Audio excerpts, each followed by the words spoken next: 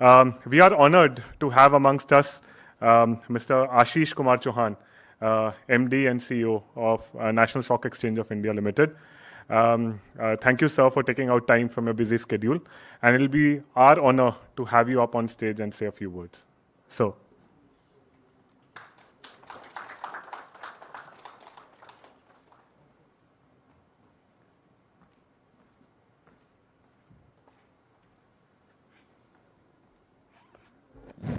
धन्यवाद। मैं हिंदी में बात करूंगा, चलेगा?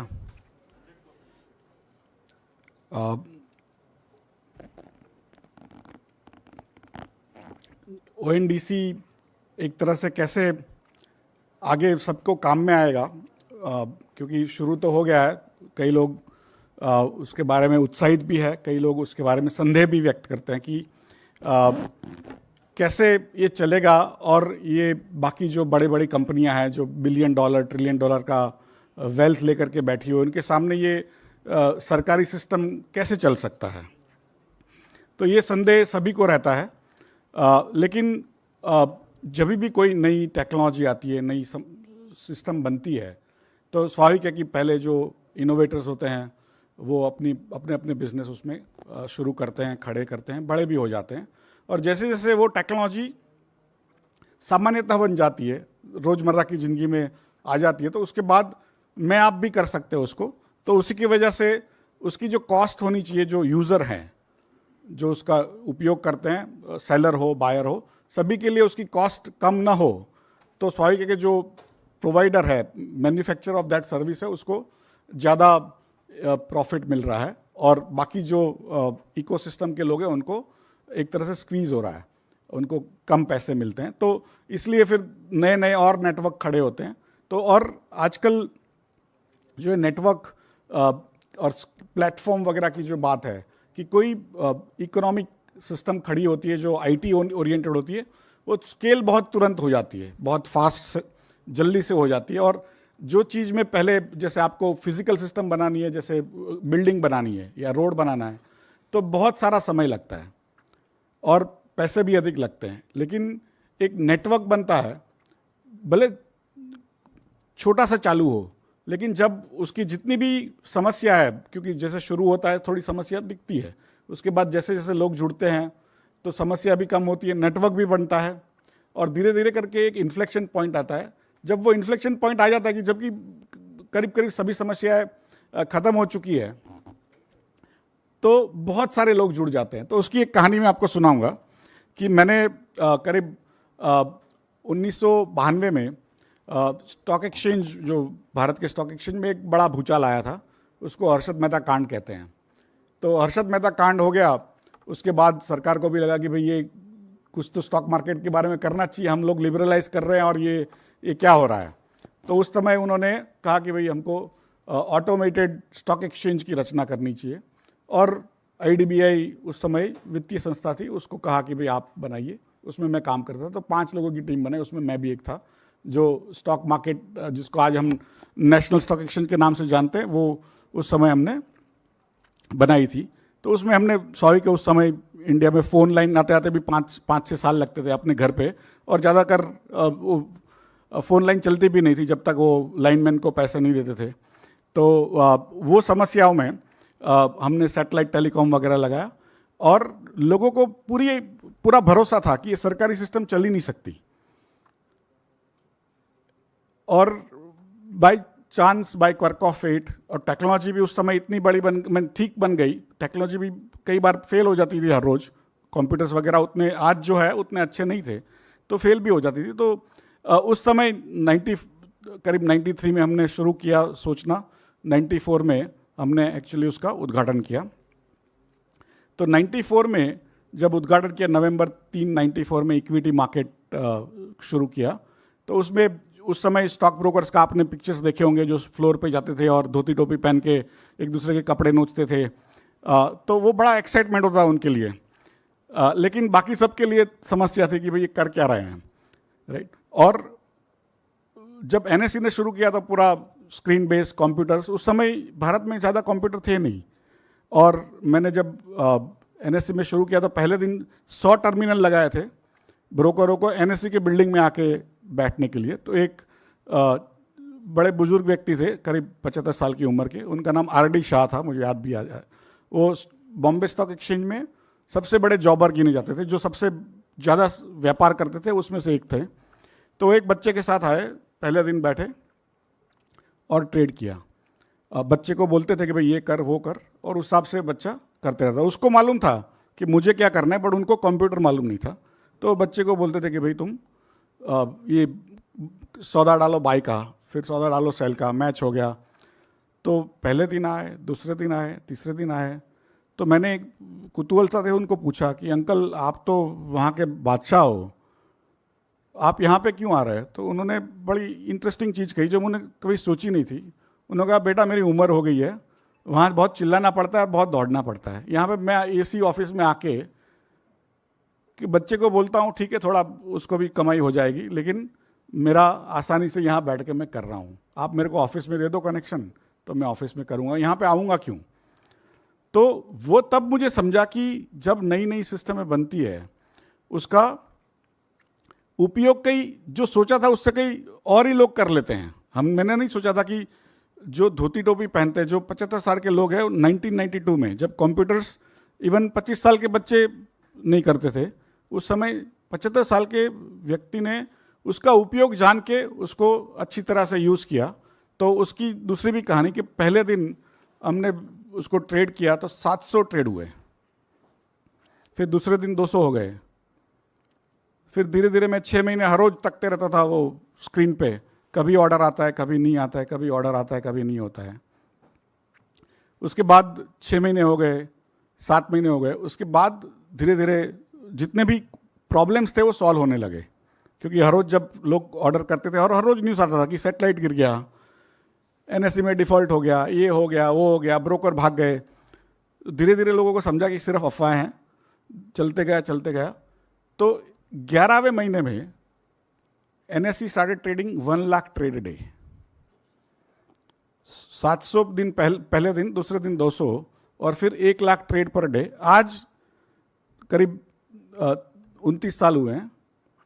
29 साल में एक दिन में, कई दिन में NSE करीब 19 करोड़ ट्रेड कर देता है। 190 19 करोड़ 190 मिलियन ट्रेड्स और 1500 करोड़ और आते हैं। तो ऑटोमेशन जो होता है उससे जैसे जैसे सुविधा बढ़ती है वैसे लोग ज़्यादा इस्तेमाल करते हैं, और जो स्केल आता है, कहाँ 700 ट्रेड, कहाँ 200 ट्रेड, आज कहाँ 19 करोड़ ट्रेड एक दिन में। ऐसी विश्व में कोई एक्सचेंज नहीं है जो 5 करोड़ ट्रेड करती हो दिन में। भारत में एक संस्था है जिसका नाम NSE है जो आज 19 करोड़ ट्रेड करती है, क्योंकि हमारे पास संख्या ज़्यादा है, वैल्यू कम है।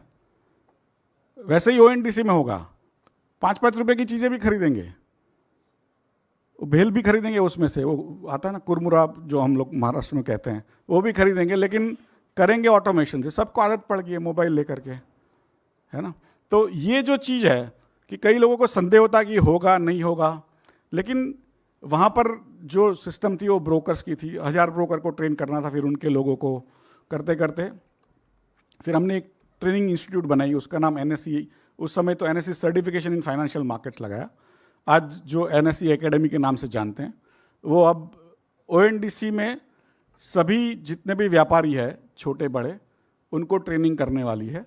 तो इसलिए क्योंकि मैं ONDC के बोर्ड ऑफ डायरेक्टर्स पे भी हूँ, NSE की तरफ से मैं नॉमिनी हूँ, और क्योंकि ONDC के लिए हम ये ट्रेनिंग आज से करने जा रहे हैं सभी भाषाओं में, क्योंकि ज़रूरी है कि लोकल भाषाओं में लोकल हैंड होल्डिंग हो।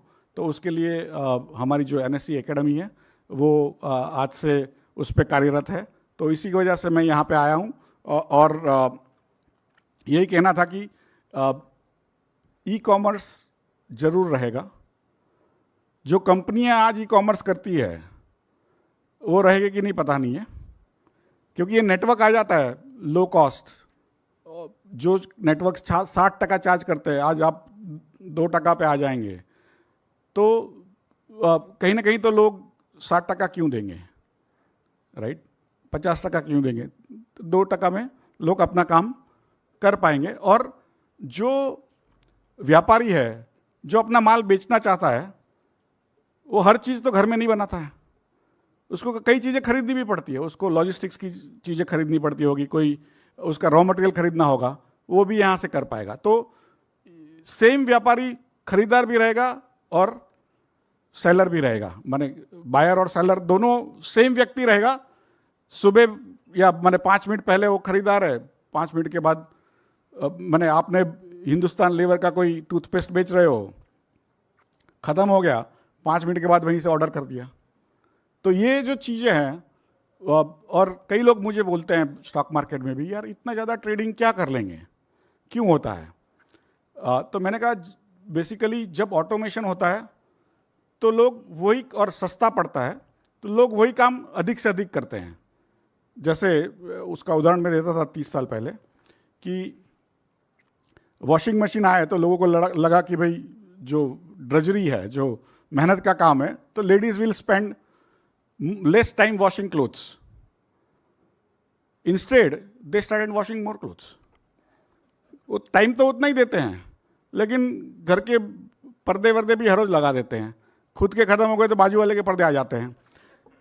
तो बेसिकली ये जब आसान हो जाएगा तो लोग अधिक से अधिक उसका इस्तेमाल करेंगे, और ये चीज़ जो है वो भारत में रहने वाली है। उसमें जैसे छोटे व्यापारी सोच रहे थे कि मैं ये जो ऑटोमेशन है, स्टॉक, ये पूरा ही वेबसाइट वगैरह बनाना, उसमें पूरा ये उसका मार्केटिंग करना, वो मेरे बस की बात नहीं है। मैं छोटा आदमी हूँ, 50,000 रुपया महीने का सेल है, कोई साड़ी में बनाता हूँ, कोई और चीज़ बनाता हूँ, कोई फरसान बनाता हूँ, कोई नमकीन बनाता हूँ, तो मेरा 50 रुपये का, लाख रुपए का महीने का सेल है, उसमें मैं क्या करने जाऊँगा? तो मेरे लिए पॉसिबल नहीं है, ये सब बड़े लोगों का खेल है। आज वो जो बड़े लोगों का खेल है वो ओएनडीसी हर एक व्यक्ति के हाथ में दे रहा है कि भाई आपको करना है, आपकी इच्छा है, आपको नहीं मालूम है, आप किसी और को, कोई और यंग बच्चे को रख लीजिए, अपने खुद के बच्चे या बच्चियों को ट्रेन करा दीजिए और उसमें कर लीजिए। तो कोई भी आदमी यहाँ पे ट्रेन हो सकता है। और जैसे जीएसटी आया तो उसके लिए भी हमने पूरी सेना तैयार की कि जीएसटी का जो फाइलिंग करना होता है ये सब, तो उसके लिए भी हमने पूरे भारत में लोगों को ट्रेन किया, जिससे आज हर व्यापारी अपना जीएसटी का फॉर्म भर सकता है। भले उसको उतना कंप्यूटर का नॉलेज नहीं हो, वैसे ही ओएनडीसी में आप अपने बाजू वाले व्यक्ति है या तो कोई कॉलेज में पढ़ती हुई कोई बच्ची है, उसको भी आप यूज़ करके, माने उसको आप थोड़ी तनख्वाह दे करके, she can become your IT expert, ONDC expert and do things. तो ऐसे में कई तरीके से मॉडल निकलेंगे, लेकिन ये जो नेटवर्क है उसका पावर तभी आएगा जब और लोग जुड़ेंगे और वो मल्टीप्लिकेशन होते जाएगा। 5 व्यापारी है, उसके 50,000 व्यापारी हो जाएंगे, तो जो 5 का 50,000 नहीं होगा, फिर उसका इम्प्लीकेशन ये है कि वो 5 करोड़ हो जाएगा, बिकॉज उसमें से कई लोग एक दूसरे से खरीदेंगे, कई लोग एक दूसरे को बेचेंगे। तो ये सबसे बड़ा कॉमर्शियल नेटवर्क वर्ल्ड में होने वाला है, और उसमें मेरा ऐसा मानना है कि हर व्यक्ति को, हर व्यापारी को उसमें एक अपॉर्चुनिटी लेनी चाहिए। भारत ही ऐसा देश है जिसमें सरकार सोच करके ये सब कर रही है, जिससे छोटे छोटे व्यापारियों को भी अपॉर्चुनिटी मिले कि वो अपना ई कॉमर्स कर सकते हैं, कोई भी खुद का कोई कैपिटल लगाए बगैर। और वर्ल्ड में जो बेस्ट सिस्टम्स है, बेस्ट लोग हैं, $1 ट्रिलियन वाले, वो जो सिस्टम लगा सकते हैं वो आपको घर में आपके मोबाइल में फ्री मिल रहा है। तो मेरी ये शुभकामनाएं सभी जो यहाँ बैठे हुए हैं, सभी व्यापारियों को, कि इसका ज़्यादा से ज़्यादा इस्तेमाल करें और अपने को भी समृद्ध बनाएं, भारत को भी समृद्ध बनाएं। धन्यवाद।